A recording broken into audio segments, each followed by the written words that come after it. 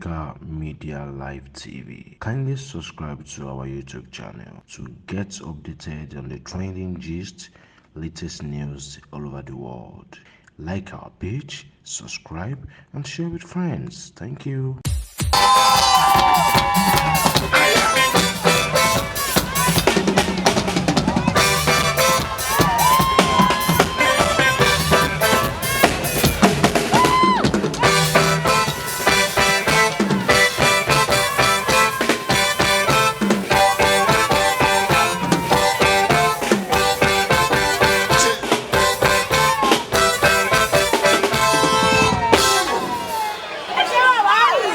Love you.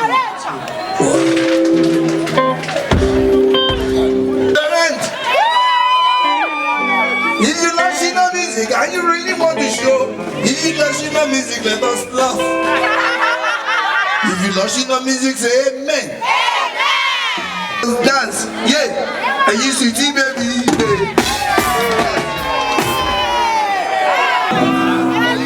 For sure. Oh, yeah, no more. You know what? Cause you're not.